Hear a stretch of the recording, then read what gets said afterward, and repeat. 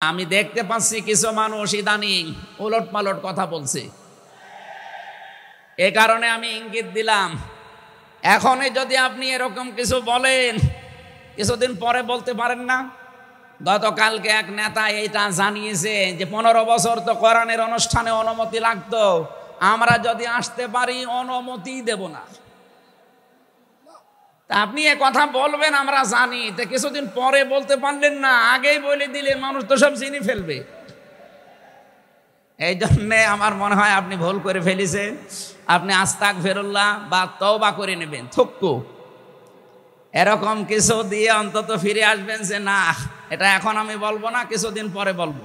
আগামীতে যারা চেয়ারে বসবেন ক্ষমতায়, তারা খুব চিন্তা ভাবনা নিয়ে রাষ্ট্র চালাবেন, আপনার দ্বারা যেন জনগণের উপরে জুলুম হয়ে না যায়। যদি আপনার দ্বারা জুলুম হয়, আগামী 5 বছর পরে আপনার বাড়িও দেখবেন শ্মশান হয়ে গেছে।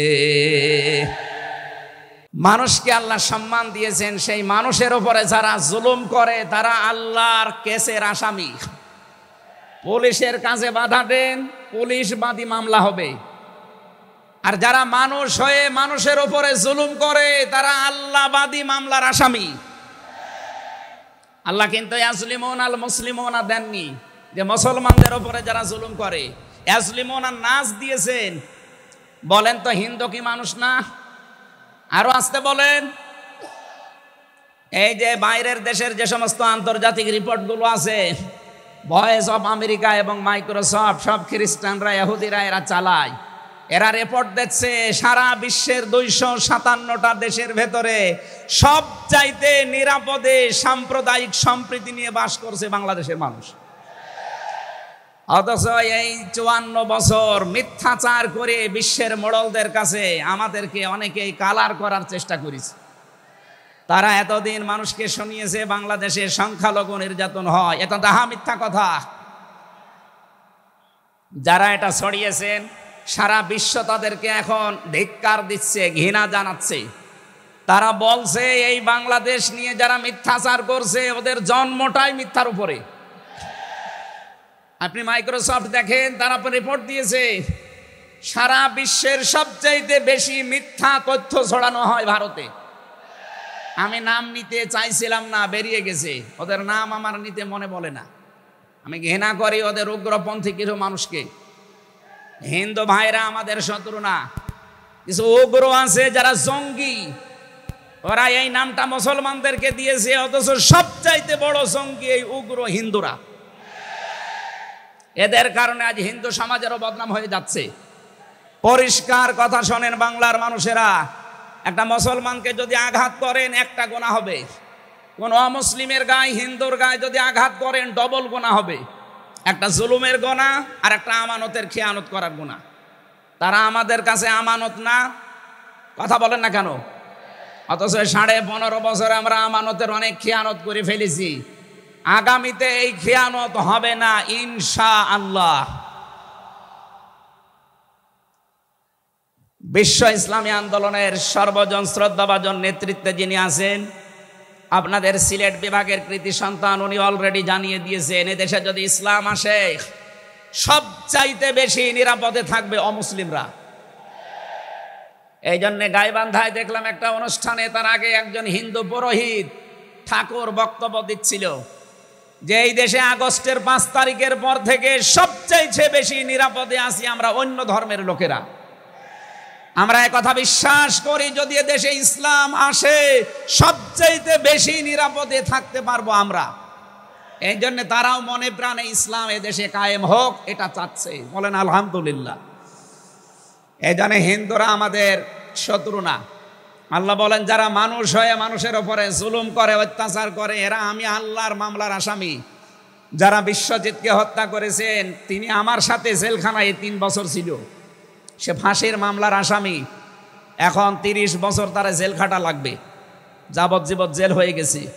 শাওন ছেলেটার নাম, বাড়ি খুলনা, আমাকে মাঝে মাঝে এই তালিকা করার জন্য আসতো, আমাদের রাইটার ছিল। এসে আবার কাছে কান্নাকাটি করে বলতো, হামজা ভাই জীবনে যা ভুল করেছি। এই বিশ্বজিৎ ছেলেটা বারবার আমাকে বলছিল যে কিসের জামাত ইসলাম, কিসের শিবির, ভাই আমি তো মুসলমানই না। আপনার যদি বিশ্বাস না হয় তো আমি কাপড় চোপড় খুলি, তারপরও আমরা তারে মানি নাই। কপের পরে কপ দিয়ে জায়গায় শেষ করে দিয়েছি। এখন এই যে আমার মা বাবা আমার আর পরিচয় দেয় না, এমনকি আমার যাদের কথা মতো এই কাজ করেছিলাম তারাও আর কোনো খোঁজ খবর নেয় না। 30টা বছর এখন আমার জীবন থেকে নষ্ট হয়ে যাচ্ছে। উনি আমাকে জানিয়েছিলেন, এই জন্যে আমি বললাম। উনি বলেছে আপনি বাইরে যদি যেতে পারেন জনগণকে সতর্ক করবেন, কেউ যেন কারো উস্কানিতে পা দিয়ে অন্তত জীবনটা নষ্ট করে ফেলে না ফেলে। এই জন্য এই মেসেজটা পৌঁছালাম। অনেকে উস্কানি কিন্তু দিচ্ছে। আগস্টের 5 তারিখের পর থেকে উস্কানি আরম্ভ হয়েছে বাংলাদেশকে বিশৃঙ্খল করার জন্যে বিভিন্ন কায়দায়। একটাও হালে পানি নেয়নি, এখন আবার অন্য একটা নতুন ফর্মুলা আরম্ভ করেছে, এইটাও হালে পানি নেবে না ইনশাআল্লাহ। সুতরাং যারা পালিয়ে গেছে তাদের উস্কানিতে পা দিয়ে যদি এই দেশে কেউ বিশৃঙ্খল পরিবেশ তৈরি করতে চান, একটু গোপালগঞ্জের দিকে আপনি মাঝে মাঝে তাকাবেন। পেছনে কিভাবে লাল করে দিয়েছে প্রশাসন দেখেননি? ওই সময় সন্তান গোপালগঞ্জ থেকে ঢাকায় আসলে, বসে আসলে 300 টাকা, দাঁড়িয়ে আসলে 1000 টাকা। কি অবস্থা করেছিল, এটা দেখেও আপনার শিক্ষা হয় না। এই জন্যে আমি সতর্ক করছি, আগামী থেকে আমরা যেন কারো উস্কানিতে পা দিয়ে বিশৃঙ্খল পরিবেশ তৈরি করে দেশটা অন্তত নৈরাজ্যের স্বর্গরাজ্য আমরা তৈরি করে না ফেলি। আল্লাহ যেন আমাদেরকে তৌফিক দেন কথা মেনে নেওয়ার, বলেন আমিন। তাহলে যারা মানুষ হয়ে মানুষের উপরে জুলুম করেছে তারা মামলার আসামি কার? আরো জোরে বলেন কার? শহীদ আল্লামা দেলাওয়ার হোসাইন সাইদি রহমতুল্লাহ আলাইহি যদি বেঁচে থাকতেন আজকের এই সিলেটের ময়দানে তিনি আসতেন। কোরআনে কারিম শুনে হাজারো মানুষ হয়তো দিনের দিশা পেত, তো জালেমরা তাকে ধোঁকা দিয়ে জেল থেকে বের করেছিল, আমার সামনে দিয়েই বের করে নিয়ে গিয়েছিল। ওরা ধোঁকা দিয়ে ওনাকে আগের দিনও দেখলাম কি সুন্দর কথা বলছিল, আমাকে উপদেশ দিচ্ছিল। পরের দিন শুনলাম যে না, উনি অসুস্থ, পোড়াটাই বানোয়াট। যে বলছে আপনি অসুস্থ, চলেন আপনাকে হাসপাতালে নিয়ে যাই, ওখান থেকে চিকিৎসার মাধ্যমে আপনাকে ছেড়ে দেওয়া হবে। উনি তো আনন্দেই বের হচ্ছিলেন, কিন্তু জালেমদের দুর্বিসন্ধি যে এত গভীরে ছিল কেউ বুঝতে পারে নাই, উনি নিজেও টের পান নাই। এই জন্যে প্রিজন ভ্যান থেকে নামার সময় আমরা দেখেছি একটা তৃপ্তির হাসি দিচ্ছিলেন। বলা হচ্ছে ওনার হাড়ে অসুস্থ ছিল, হাড়ের রোগ ছিল। এই কারণে মানুষের হাড়ে অসুস্থ হলে ওইভাবে মানুষ হাসতে পারে? বলেন। কারারক্ষী যারা সামনে ছিল তাদেরকে লম্বা করে সালাম দিয়েছিলেন, জিজ্ঞাসা করেছিলেন আপনারা কেমন আছেন। একজন হাড়ের রোগী অসুস্থ মানুষ এই কথাগুলো বলতে পারে না, তার মানে এখন পোড়াটা পরিষ্কার, তাকে হত্যা করা হয়েছে। নবীজির কথা, দেওয়াল চাপা পড়ে মরলে যদি শহীদ হয়, সাপে কেটে মরলে যদি শহীদ হয়, নদীতে ডুবে মরলে যদি শহীদ হয়, গাছের নিচে পড়ে যদি মরে শহীদ হয়, অ্যাক্সিডেন্টে মরলে যদি শহীদ হয়, যাকে অন্যায়ভাবে মেরে ফেলা হয়েছে অবশ্যই তিনি শহীদ। আল্লাহ রাব্বুল আলামিন তার গোলামের 50টা বছরের কোরআনের খেদমত যেন কবুল করেন, জান্নাতের সুউচ্চ মাকাম নসিব করেন, বলেন আমিন। আজকে তার সন্তানও আসবে, কলিজার টুকরা সন্তান আলহাজ শামীম বিন সাইদি অলরেডি চলে এসেছে। গতকাল শেষ হয়ে গেছি। আমাকে সিলেট পর্যন্ত আনার পেছনে আপনাদের যে সমস্ত মানুষগুলো ভূমিকা পালন করেছে, আমার শ্রদ্ধাভাজন উস্তাজ, ইসলামিক চিন্তাবিদ, শিক্ষাবিদ আলহাজ মাওলানা আব্দুস সালাম আল মাদানী আতালাল্লাহু উমরাহু ওয়া বারাকাল্লাহু ফি হায়াতি, সকলে বলেন আমিন। আমরা যে কথা বলতে চাই, কোরআন আমরা শুনতে এসেছি, আমরা মানুষ। ওয়ালাকাদ কাররামনা বানি আদম, আমি বনি আদমকে সম্মানিত করেছি। অথচ এই সম্মানিত সৃষ্টির অসম্মান করার জন্য এই 15.5 বছরে অনেকেই সিনিমিনি খেলছিল। আল্লাহ তাদের সমস্ত কাজকে নস্যাৎ করে দিয়েছেন। কোরআনের ভেতরে আমরা জেনেছি কোন জালেম যদি চেয়ারে বসে তাহলে সর্বপ্রথম 2টা কাজ করে। সূরা নমলের 34 নম্বর আয়াতে আল্লাহ দলিল দিয়েছেন, ইন্নাল মুলুকা ইযা দাখালু ক্বরিয়াতান আফসাদুহা ওয়া জাআলু আ'iজ্জাতা আহলিহা আদিল্লা ওয়া কাযালিকা ইয়াফআলুন। আল্লাহ পাক বলেন, জালেম যদি ক্ষমতায় বসে তার প্রথম কাজ হয় সে বিশৃঙ্খলা তৈরি করে জমিনে। আমরা দেখতে পেয়েছি 15.5 বছরে প্রায় 52টার উপরে বিশৃঙ্খলা তৈরি হয়েছিল। 2 নম্বরে ওয়াজাআলু আ'iজ্জাতা আহলিহা আদিল্লা, ওই দেশের যারা সম্মানিত নাগরিক, সম্মানিত মানুষ যারা, তাদেরকে সে অপমান করে, অপদস্থ করে।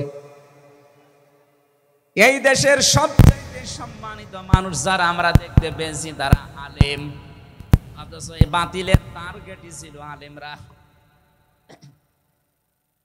এখানে সম্মানিত মানুষদের যারা সম্মান করে, অপদস্থ করে, তাদেরকে হেয় প্রতিপন্ন করে, এটা জালেমদের 2 নম্বর কাজ।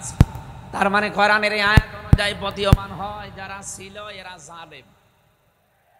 জবান খুলে বলেন এরা কি? স্পষ্ট ভাষায় বলছি, যারা জালেম এরা আল্লাহর মামলার আসামি। কথাটা খুব হালকা মনে হচ্ছে।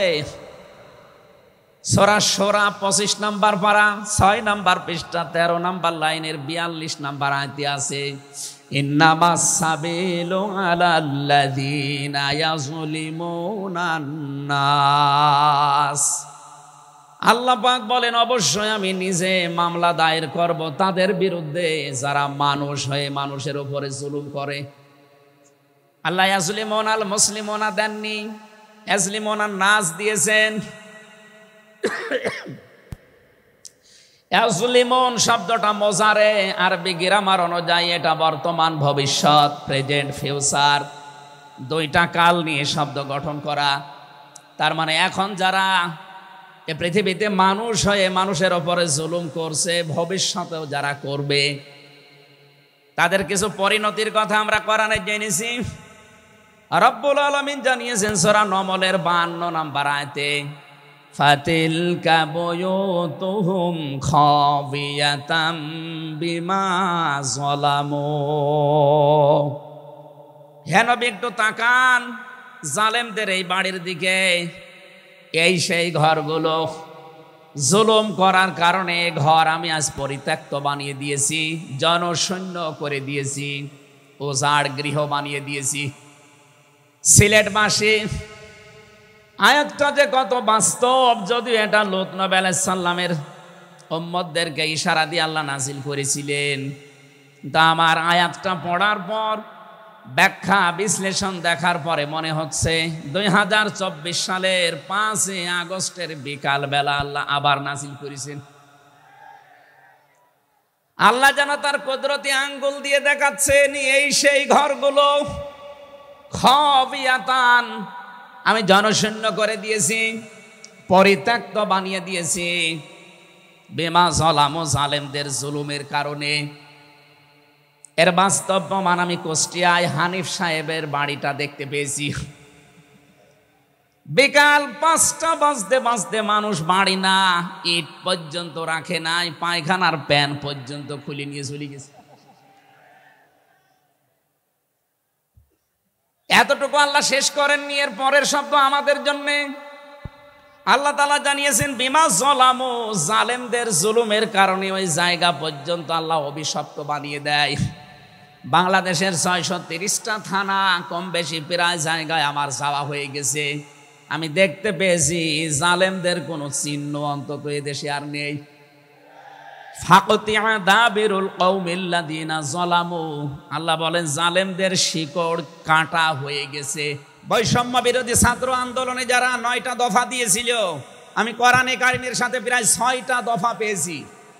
সূরা নমলের সূরা নাহালের 90 নম্বর আয়াতে 6টা আছে, আর বাকি জায়গা থেকে তারা আরো 3টা নিয়েছিল।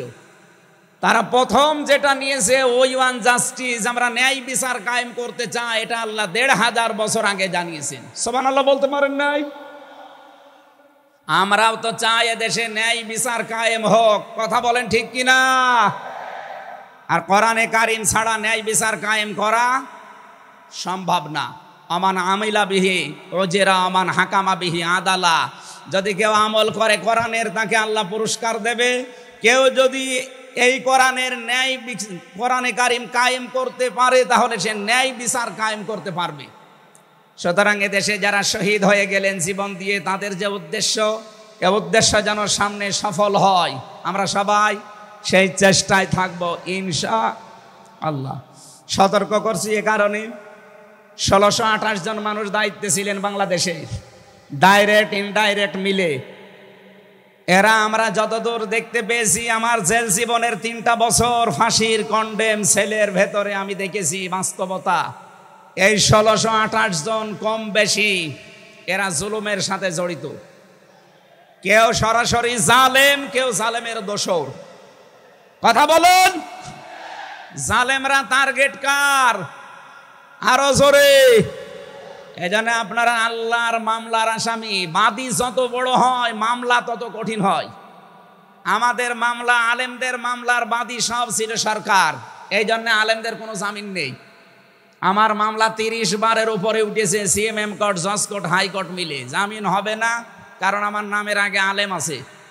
আমার নামের আগে যদি লয়দের কি গ থাকতো, আমি 3 বছর না 3 দিনও আমার জেলে থাকা লাগতো না। আমাকে ধরার পরে তারা অফার দিয়েছিল, যা যা বলতে বলি এইগুলো শুধু বলবেন, কালকে আপনাকে আমরা ছেড়ে দেব না। এত মিথ্যা কথা বলা আমার দ্বারা সম্ভব না। বলে তাহলে যান। এই যে দিয়ে দিল, ন্যায় বিচার কায়েম হচ্ছে দেশে, এই কথা তারা মানুষকে শোনাতো। পুরাটাই চলেছে 15.5 বছরে, পুরা অবিচার আর অন্যায়। এই জন্য যারা আল্লাহর মামলার আসামি, আপনি ভাবতে পারেন বিষয়টা কত বড় বিষয়। আল্লাহ নিজে মামলার বাদী, নিজে বিচারপতি, নিজে রায় দেবেন। এই জন্য জালেমদের এক হলো শেষ। মানুষ হিসাবে আমরা মানুষকে সামনে সম্মান দিয়ে চলবো ইনশাআল্লাহ। দরুদ আর সালাম পড়ছি আমাদের নবী, মানবতার মহান শিক্ষক মুহাম্মদুর রাসূলুল্লাহ সাল্লাল্লাহু আলাইহি ওয়াসাল্লামের প্রতি। বিশ্ব নবীকে আল্লাহ পড়া কোরআন শরীফে, এই যে কোরআনের যে আয়াত পড়লাম আমরা, সূরা বাকারার 208 নম্বর আয়াত আমরা তেলাওয়াত করেছি। এ কোরআনে কারিম পড়তে হলে প্রতিটি অক্ষর, 29টা অক্ষর আমরা আছে জানি আরবি, প্রতিটি অক্ষর দিয়ে নবীজিকে আল্লাহ ডাক দিয়েছেন একটা সুন্দর এবং উত্তম নাম নিয়ে। বিশ্ব নবীকে আল্লাহ আলিফ দিয়ে জানিয়েছেন আহমদ, তিনি প্রশংসিত। বা দিয়ে আল্লাহ জানিয়েছেন আমার নবী বাশির, তিনি সুসংবাদদাতা। তা দিয়ে আল্লাহ জানিয়েছেন আমার নবী মুত্তাকি, তিনি পরহেজগার। সা দিয়ে আল্লাহ পাক জানিয়েছেন আমার নবী মুদ্দাসসির, তিনি কম্বলওয়ালা। জিম দিয়ে আল্লাহ জানিয়েছেন আমার নবী জামিল, সুন্দর। হা দিয়ে আল্লাহ জানিয়েছেন আমার নবী হামিম, অন্তরঙ্গ বন্ধু। খ দিয়ে আল্লাহ জানিয়েছেন আমার নবী খাতামান নাবিয়্যিন, শেষ নবী। এভাবে বলতে বলতে সর্বশেষ অক্ষরে যে দেখবেন ইয়া, আল্লাহ জানিয়েছেন ইয়াসিন। বলেন আল্লাহু আকবার। তাফসিরে কাবীর আল্লামা ফখরুদ্দীন রাজি রহমতুল্লাহ আলাইহি এই সিন শব্দের তিনি 5টা ব্যাখ্যা দিয়েছেন। তিনি লিখেছেন সিন মানে সাজ্জিদুল আলামিন, সিন মানে সাজ্জিদুল বাশার, সিন মানে সাজ্জিদুল কাউনাইন, সিন মানে সাজ্জিদুল আম্বিয়া, সিন মানে সাজ্জিদুল মুরসালিন। এক একটা শব্দের ভেতরে হাজার হাজার কথা তিনি দিয়েছেন। আমি একটা বলছি, সিন মানে সাজ্জিদুল আলামিন। শুধু আলম না, আলামিন বহু বচন। এই পৃথিবীতে 257টা রাষ্ট্র আছে। যত জগৎ আল্লাহ বানিয়েছেন, আপনি যে জগতেই বাস করেন না কেন, মুহাম্মদুর রাসূলুল্লাহকে আপনাকে নেতা মানা লাগবে, আদর্শ মানা লাগবে। কারণ আল্লাহর ঘোষণা দেওয়া নেতা একজন। আল্লাহ পৃথিবীর অন্য কাউকে হে নেতা এ শব্দ বলেননি। শুধু আমাদের নবী, আপনার নবী মুহাম্মদুর রাসূলুল্লাহকে জানিয়েছেন ইয়াসিন, হে নেতা। আয়াতের তাফসিরে আমি আরেকটা আয়াত পেয়েছি সূরা হুদ 12 নাম্বার পারা, 12 নাম্বার পৃষ্ঠার 1ম নাম্বার লাইনের 98 নাম্বার আয়াত। এটা তাফসিরে ফি জিলালিল কোরআনে পাবেন। আমি সামারাইজ করে বলছি, যদিও ফেরাউন সম্পর্কে এটা নাজিল হয়েছে, সাইয়্যিদ কুতুব রহমাতুল্লাহ আলাইহি তাফসীর করতে গিয়ে তিনি লিখেছেন, যেই নেতা জাহান্নামে যাবে কিয়ামতে, ওই দলের নেতার যত অনুসারী আছে, যত মানুষ তাকে অনুসরণ করত, সব অনুসারীরা তার সাথে জাহান্নামে যাবে। এটা বাংলাদেশের সাথে খুব দরকার, এজন্য আমি সতর্ক করলাম। আপনার বিবেকের কাছে প্রশ্ন করে এটা নেতা নির্বাচন করবেন, এটা দুনিয়ার বিষয় হলে আমি বলতাম না, এটা আখিরাতের সাথে রিলেটেড। যার নেতা ঠিক নেই, ওই নেতা যদি জাহান্নামে যায়, ইয়াকদুমু কওমাহু ইয়াউমাল কিয়ামাতি ফাআওরাদাহুমুন নার ওয়া বিসাল বিরদুল মাওরুদ। জোরে বলেন আল্লাহু আকবার। সিলেটবাসী, সারা বাংলাদেশ এখন আমার সামনে, এই যে দেখতে পাচ্ছেন না, সারা বাংলাদেশে ছড়াইয়া যাচ্ছে। যাদের নেতা ঠিক নেই, আদর্শ ঠিক নেই, এক্ষুনি আপনি তওবা করে ঠিক করবেন। সত্যি বলছি, যাদের নেতা ঠিক নেই, ওই নেতা যদি জাহান্নামে যায়, আল্লাহর কসম আপনাকে ওর সাথে জাহান্নামে যাওয়া লাগবে। নেতৃত্ব দেওয়ার জন্য গুণ বললাম কয়টা? বলেন বলেন। আপনি সূরা বাকারার 247 নাম্বার আয়াতটা দেখবেন। ক্বালা ইন্নাল্লাহা আসতাফাহু আলাইকুম ওয়া যাদাহু বাসতাতান ফিল ইলমি ওয়াল জিসম ইলা আখির আয়া। আল্লাহ নিজে জানিয়েছেন, এই পৃথিবীতে কেউ যদি নেতৃত্ব দিতে চায়, তার 1ম নাম্বারে জ্ঞান লাগবে। জোরে বলেন, কি লাগবে? আপনি যাকে মেনে চলেন, যার নাম নেতৃত্ব মানেন, বলেন তো সে জ্ঞানী আপনার দৃষ্টিতে মনে হয়? যে লোকটা এ কথা বলতে পারে ঈদুল ফিতরের জানাজার নামাজ আগামীকাল অনুষ্ঠিত হবে, ওর জ্ঞান কেমন আপনি টের পাচ্ছেন না? এই কথা বলেন না কেন? এই জন্য নেতৃত্ব সামনে কেউ দিতে চাইলে তাকে জ্ঞানী হওয়া লাগবে, আসমানের জ্ঞানী হওয়া লাগবে। যাবতীয় জ্ঞান, জাগতিক জ্ঞান তো লাগবেই, মাস্ট বি। এইটার জ্ঞান লাগবে। কোনটার বলেন? 2 নম্বরই আমি পেয়েছি, নেতা হওয়ার জন্য লাগবে। কেউ যদি সীমা লঙ্ঘন করে, কথাবার্তায় কাজে কামে, সে নেতৃত্ব দেওয়ার যোগ্যতা হারিয়ে ফেলে। এটা সূরা শুআরার 152 নাম্বার আয়াতে পাবেন। বাংলাদেশে আমরা এই কয়েকদিন ধরে দেখতে পাচ্ছি, ডক্টর মিজানুর রহমান আজহারি উনি একটা ইঙ্গিত দিয়েছেন, আর কেউ কেউ তার কথাটা ধরে মাথার কল্লা পর্যন্ত 10 লাখ টাকা ঘোষণা দিয়ে দিয়েছে। আপনার এত টাকা যে একজন মানুষের মাথার দাম আপনি 10 লাখ ঘোষণা দিয়ে দিলেন, তাও আপনি একজন পীর। এটাকে পীর না শয়তান? দুদককে বলবো, যারা 10 লাখ টাকা মানুষের মাথা ঘোষণা দিতে পারে, তার টাকা আছে কত আপনারা খোঁজ নিন। কথা বলেন না কেন? এই পীরগুলোকে আমরা মানুষকে 50,000, 5 লাখ, 10 লাখ টাকার কম্বল বিতরণ করতে দেখি না এই শীতে। তারা মানুষের মাথা চায় 10 লাখের বিনিময়ে। কি হয়েছে? সে একটা অসংলগ্ন কথা বলেছে, এই কারণে। আপনি 2 ঘন্টা কথা বলেন তো, আমি আপনার 50টা ভুল ধরবো। আমরা 1.5 ঘন্টা 2 ঘন্টা কথা বলে একটা স্লিপ অফ টান হলে সেইটা নিয়ে এই যে কেরামান কাতিবিন উনি একটা কি বলতেছে বলে ফেলেছে। আরে ভাই, আমাদের বয়সই কত? আমার বয়স এখন 33, মিজান ভাই আমার 5 বছরের বড় মাত্র। এসব মিলে নাই তার 38-40 বছর হবে। এখনো তো নবুয়তের বয়সই আমরা পাইনি। কথা বলে না কেন? নবীকে আল্লাহ 40 বছরের আগে নবুয়ত দেয়নি, আমরা তো সে বয়সে এখন মানে পার হতে পারিনি। 2-1টা কথা এদিকে ওদিকে হলে আপনারা মাথা 10 লাখ টাকা, মাথা কি এত ফ্রি? বলেন। কেউ কেউ অলরেডি আবার বলেছে এরা ধর্ম ব্যবসায়ী। এই কথা যেই লোকটা জানিয়েছে মিজানুর রহমান আজহারির নাম নিয়ে, যে এটা ধর্ম ব্যবসায়ী, আপনার ইমান চলে গেছে।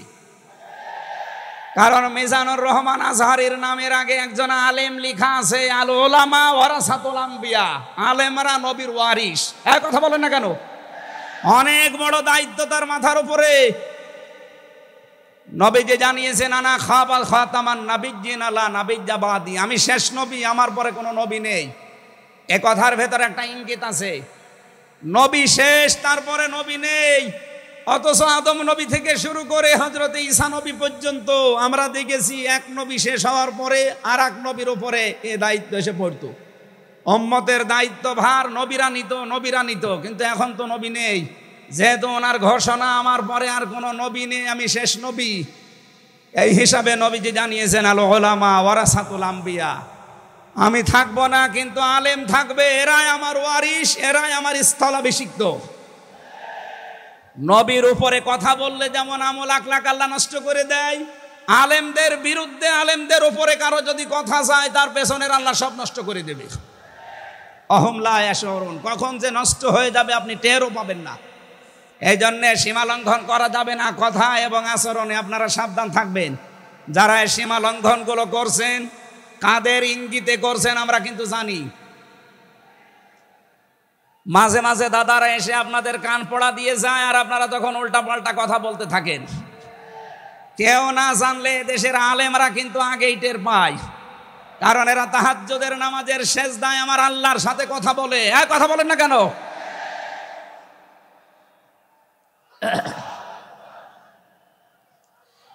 ঠিক আছে, এই জন্য যারাই যা কথা বলবে না কেন, কারো কান পড়ায় কান দিয়ে সীমা লঙ্ঘন করবেন না। আমি আশা করি কি বোঝাতে চাই আপনি বুঝেছেন। নেতৃত্ব দিতে হলে সীমার ভেতরে থাকবেন।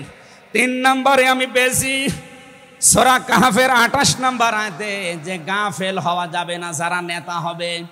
অথচ এই দেশে আমরা দেখি এই 54-53 বছরে যারা নেতৃত্ব দিয়েছে অধিকাংশগুলোই গাফেল। আল্লাহর এই কোরআন সম্পর্কে তারা গাফেল, মানবতার সম্পর্কে তারা গাফেল ছিল। 4 নাম্বারটাই পেয়েছি সূরা নিসা। এইটা আমার মনে হয় না বলাই ভালো, না এইটা বললে সমস্যা আছে। আমি শুধু আয়াত বলে দিচ্ছি, বাড়ি যে মিলান আমি বাংলাও বলবো না। সূরা নিসা 5 নাম্বার পারার 2 নাম্বার পৃষ্ঠার 11 নাম্বার লাইনের 34 নাম্বার আয়াত। আল্লাহ রাব্বুল আলামিন, বাংলা বলবো, আর রিজালু কাওয়ামুনা আলান নিসা, নেতা হবে পুরুষ, মহিলা নেতা হতে পারবে না। এটা একটু আস্তে বলেন, আমার ভয় করে। এই জন্য আমরা সামনে যারা নেতা হবে তারা যেন পুরুষ হয়। কথা বলেন ঠিক কিনা? নবীজি জানিয়েছেন লা ইউফলিহা কওমুন, ওই জাতি কখনো সফল হতে পারে না যে জাতির নেতৃত্বে কোনো মহিলা বসে আছে। আমার এই হাদিসটা 100% বিশ্বাস হয়, আপনাদের না 98 ভাগ? এই হাদিস 100% বিশ্বাস করেন কারা? দেখি লিল্লাহে তাকবীর। এই দেখেন তো, হাত তোলেনি কে? আলহামদুলিল্লাহ। ঠিক আছে, বসেন বসেন বসেন, তাফসীর মাহফিলে বসেন।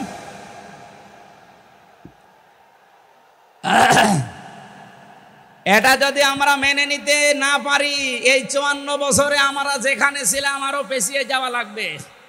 এই জন্য আমরা সামনে এগিয়ে যেতে চাই। কোরআনের সূরা নিসার 34 নম্বর আয়াত, সামনে যদি নেতা হয় পুরুষ মানুষ হবে ইনশাআল্লাহ। আরো জোরে বলেন ঠিক কিনা? 5 নাম্বার পেয়েছি সূরা বাকারা 124 নম্বর আয়াত, কোন জালেম নেতা হতে পারবে না। আমাদের জাতির পিতা হযরত ইব্রাহিম আলাইহিস সালামকে দিয়ে আল্লাহ উদাহরণ দিয়েছেন। আপনি সূরা বাকারার 124 নম্বর আয়াতটা পড়ে নেবেন। সুতরাং যারা জালেম হবেন সামনে তাদের নেতৃত্বে আসার দরকার নেই, আপনি ভিক্ষা করে খান। কথা বলেন না কেন? আমরা অনেককেই দেখতে পাচ্ছি এই যে দ্বিতীয় স্বাধীনতার পর থেকে অনেকেই জুলুম আরম্ভ করেছেন। আপনারা থামবেন। আমরা সবাই মাজলুম এই দেশে, শুধু ওই 14 দল বাদ দিয়ে। সুতরাং আমরা এই মাজলুম গুলো যেন আবার জালেম হয়ে না যায়, তাহলে নেতৃত্ব দেওয়ার যোগ্যতা আমরা হারিয়ে ফেলবো। আল্লাহ যেন আমাদেরকে বাঁচান, বলেন আমিন। সূরা বাকারা আয়াত নাম্বার 208। আমরা একটা মাত্র আয়াত থেকে আজকে তাফসীর করার জন্য বসছি, আমার নির্ধারিত সময় পর্যন্ত যাব।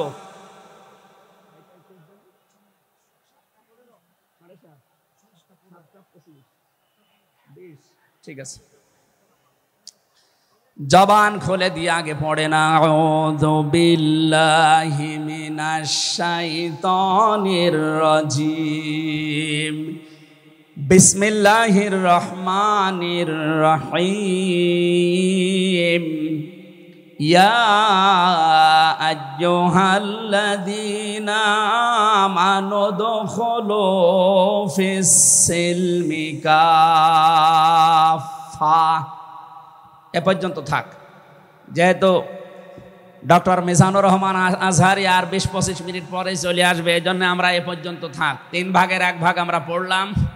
সূরা বাকারা আল্লাহ তাআলা ডাক দিয়েছেন ইমানদারকে। কাকে বলেন তো? আমরা ইমানদার না বেঈমান? ঈমান আনার আগে একটা কাজ করা লাগে। আল্লাহর ঘোষণা, ফামাই ইয়াকফুর বিত-তাগুত ওয়া ইউমিন বিল্লাহ। কেউ যদি ঈমান আনতে চায় তার প্রথম কাজ হবে সে যেন তাগুত ছেড়ে দেয়। এদিকে কি মানুষের চাপে,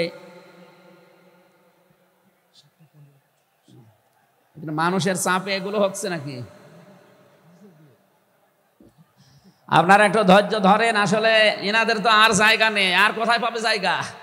এখানে শুনলাম আসার আগে 8 থেকে 10 লাখ মানুষের ওনারা ব্যবস্থা করেছে। এরপরও বাইরে যে অবস্থা দেখলাম, কমপক্ষে 15 থেকে 16 লাখ মানুষ আজকে এই সিলেটের ময়দানে এসেছে কোরআন শোনার জন্য। আলহামদুলিল্লাহ।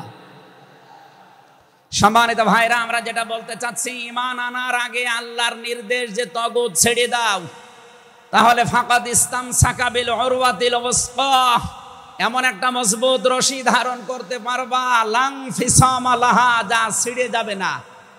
এ বাংলাদেশ সহ বিশ্বে আমরা যারা ঈমানের দাবি করি, অনেকে তাগুত ছেড়ে না দিয়ে ঈমান এনেছি। এজন্য বিপদ আসলে ঈমান আর টেকে না।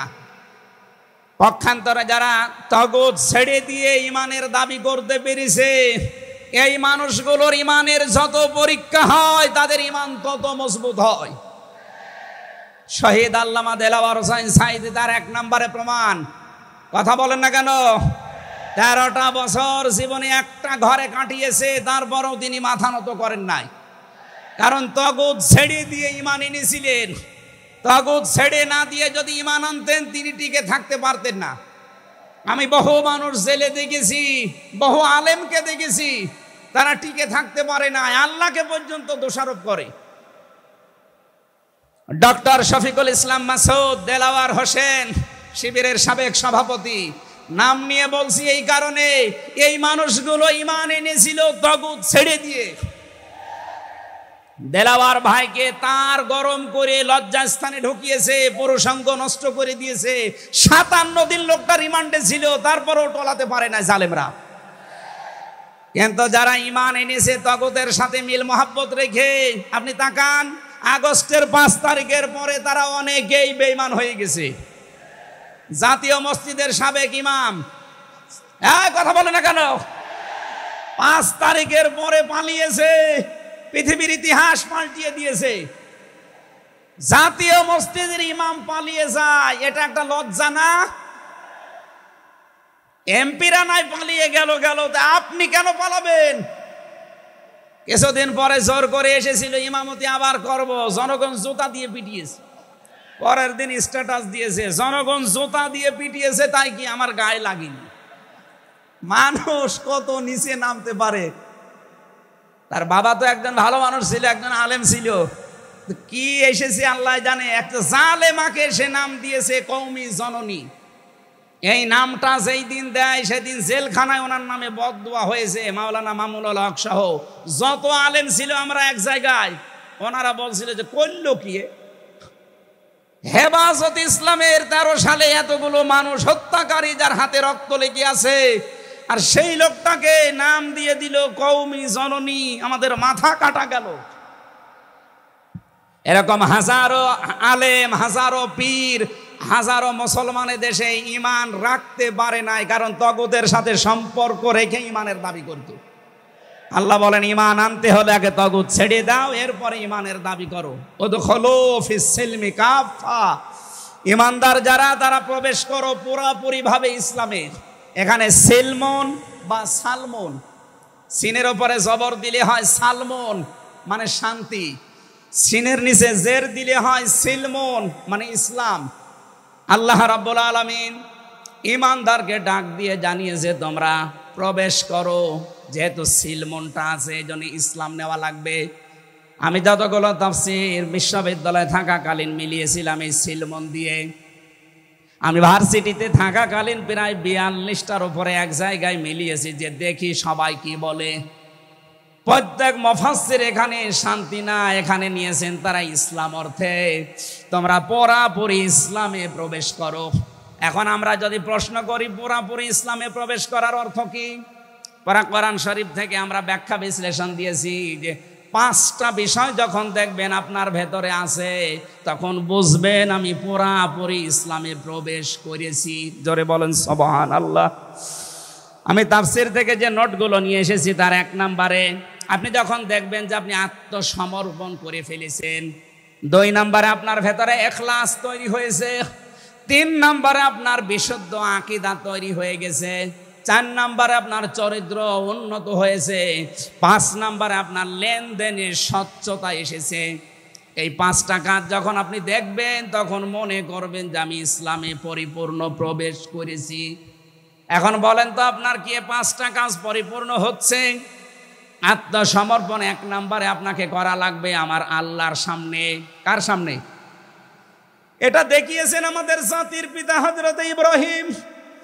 ইদ ক্বালা লাহু রাব্বুহু আসলিম ক্বালা আসলামতু লিরাব্বিল আলামিন। সূরা বাকারা 1 নম্বর পারা 19 নম্বর পৃষ্ঠা 7 নম্বর লাইনের 131 নম্বর আয়াতে আছে। এটা ইবনে কাসিরে পাবেন। আল্লাহ পাক বলেন আত্মসমর্পণ করো।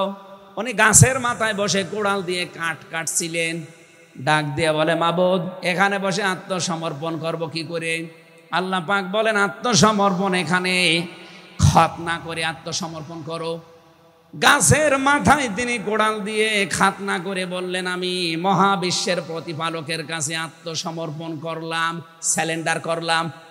এতটুকু তিনি শেষ করেননি, তিনি ডাক দিয়েছিলেন ইন্তেকালের আগে তার সন্তানদেরকে, ওয়াসাা বিহা ইব্রাহিম বানিহি ওয়া ইয়াকুব ইয়া বানিয়া ইন্নাল্লাহা আসতাফা লাকুমুদ্দিন ফালা তামুতুন্না ইল্লা ওয়া আনতুম মুসলিমুন। হযরত ইব্রাহিম আলাইহিস সালাম এবং ইয়াকুব এই 2 জন নবী ইন্তেকালের আগে তার সন্তানকে ডাক দেন, হে আমার কলিজার টুকরার সন্তানেরা, ইন্নাল্লাহা আসতাফা অবশ্যই আল্লাহ তোমাদের জন্য মনোনীত করেছেন লাকুমুদ্দিন একটা দিনকে, ফালা তামুতুন্না ইল্লা ওয়া আনতুম মুসলিমুন মৃত্যুবরণ করবা না যতক্ষণ মুসলমান হতে না পারো। এবার আসেন তো ইব্রাহিম আমাদের জাতির পিতা, হযরত ইয়াকুব আলাইহিস সালাম তাদের সন্তানদেরকে ইন্তেকালের আগে নসিহত করলেন যে তোমাদের জন্য আল্লাহ একটা দিন মনোনীত করেছেন। কি মনোনীত করেছেন? দিন কি? এ রাতের পরে যেটা আসবে ওই দিন। বলেন বলেন। কবরে গুরুত্বপূর্ণ যে প্রশ্নগুলো তার ভেতরে এটা একটা, মা দিনুকা, দিন কি? এটা যদি আপনি ক্লিয়ার হতে না পারেন কবরে যে প্রশ্নের জবাব দিতে পারবেন না। এজন্য এই বিষয়টা নিয়ে বিস্তারিত আমাদের জানা শোনা দরকার। দিন বলতে আল্লাহ নিজেই আবার ব্যাখ্যা দিয়েছেন। দিন কি জানো? ইব্রাহিম নবী যেটা, ইয়াকুব নবী যেটা তার সন্তানদেরকে বারবার ওসিয়ত করছিল ইন্তেকালের আগে, আল্লাহ তোমাদের জন্য একটা দিনকে মনোনীত করেছেন। সেই দিন হচ্ছে ইসলাম। জোরে বলেন সুবহানাল্লাহ। ইন্নাদ-দীনা ইনদাল্লাহিল ইসলাম। অবশ্যই আমি আল্লাহর কাছে মনোনীত একটাই দিন আছে, তার নাম, আরো জোরে বলেন, এখন পৃথিবীতে প্রায় 4,500-এর উপরে ধর্ম আছে, দিন আছে। 4,500 ধর্মের কোন দিনের উপরে, ধর্মের উপরে আমার আল্লাহ রাজি নেই, খুশি নেই, তিনি পছন্দ করেন না। একটাই মাত্র দিনকে তিনি মনোনীত করেছেন, পছন্দ করেন, তার নাম ইসলাম। ওমাইয়াবতাগি গায়রাল ইসলামি দীনান ফালাই ইউকবালা মিন ওয়া হুয়া ফিল আখিরাতি মিনাল খাসিরিন। সূরা আলে ইমরান 3 নম্বর পারা 20 নম্বর পৃষ্ঠা 4 নম্বর লাইনের 85 নম্বর আয়াতে আছে, এ পৃথিবীতে কেউ যদি ইসলাম বাদ দিয়ে অন্য কোনো নিয়ম নীতি, অন্য কোনো দিন অনুসরণ করে, ফালাই ইউকবালা মিন, জীবনে আর কোনো কিছু আল্লাহর দরবারে কবুল হচ্ছে না, হবে না। ইউকবালা এটা মোজারে, বর্তমান, ভবিষ্যৎ, প্রেজেন্ট, ফিউচার। এর আগে লান এসেছে, মজারের আগে লান আসলে আরবিতে বাংলা অর্থ দাঁড়ায় জীবনেও হবে না, পশ্চিম কালো সম্ভব না। আল্লাহ যদি গ্যারান্টি দিয়ে বলে ইসলাম বাদে অন্য কোনো নিয়ম নীতি দিয়ে অন্য কোনো ধর্ম পালন করলে আমি আল্লাহ রাজি হব না, কেউ রাজি করাতে পারবে? এতটুকু আল্লাহ শেষ করেননি, পরেরটা আরো কঠিন। অহুয়া ফিল আখিরাতি মিনাল খাসিরিন। আল্লাহ পাক বলেন ওই লোকটা সবচাইতে বড় ক্ষতিগ্রস্ত হবে আখিরাতে। বলেন নাউজুবিল্লাহ। সিলেটবাসী আমাদের জীবন এদিকে ওদিকে করে হয়তো কেটে যাবে, কিন্তু মরণের পর আমরা যদি ক্ষতিগ্রস্ত হয়ে যাই, এই আসল জীবনে যদি আমাদের নষ্ট হয়ে যায়, তাহলে আমরা এই ভুল পথে থেকে আমাদের জীবনটা নষ্ট করব কোন কারণে? যত নিয়ম নীতি আছে আজকে থেকে সব মাইনাস করবেন, সব বাদ দিয়ে দেবেন। ইসলাম বাদ দিয়ে কোনো নিয়ম নীতি দিয়ে আল্লাহকে রাজি করানো যাবে? তাহলে ইসলাম বাদ দিয়ে বিয়ে শাদী হবে? বলেন বলেন। ইসলাম বাদ দিয়ে পরিবার নীতি হবে? ইসলাম বাদ দিয়ে রাজনীতি হবে? এটা হতে পারে। হ্যাঁ, কিছু মানুষ এখন কথাই আরম্ভ করেছে যে উঠলে আপনি রাজনীতির কথা বলেন। আরে ভাই, রাজনীতি যদি কোরআনে না থাকতো আমি ওই আয়াতটাই পড়তাম না। এর ভেতরে নামাজের কথা মাত্র 82 জায়গায় আছে। কয় জায়গায়? বলেন বলেন। রোজা রাখা ফরজ মাত্র 1 জায়গায় আছে। হজ করা ফরজ মাত্র 1 জায়গায় আছে। আর রাজনীতি কোরআন দিয়ে করা লাগবে এটা 903 জায়গায় আছে। সুবহানাল্লাহ বলতে পারেন না? পুরা কোরআন শরীফ আমি যতটুকু পড়েছি আমার এতটুকু আয়ত্ত হয়েছে। নামাজের চাইতে, হজের চাইতে, যাকাতের চাইতে সব চাইতে বেশি আলোচনা দিয়েছেন আল্লাহ রাজনৈতিক বিষয়ে। তো সেইটা যদি আমি বলতে না পারে আমি কি রামায়ণ থেকে, গীতা থেকে আপনাদের আলোচনা শোনাবো? এজন্য সাফ কথা, দিন ইসলাম, ইসলাম বাদ দিয়ে অন্য কোনো নিয়ম নীতি মানা যাবে না।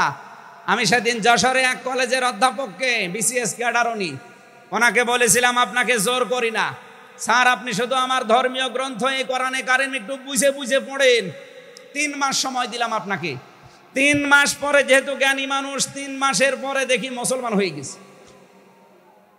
এজন্য অন্য ধর্মের যারা আছেন রেকর্ড হচ্ছে, আপনাদেরকে আমরা জোর করব না, আমাদের ধর্মে জোর নেই।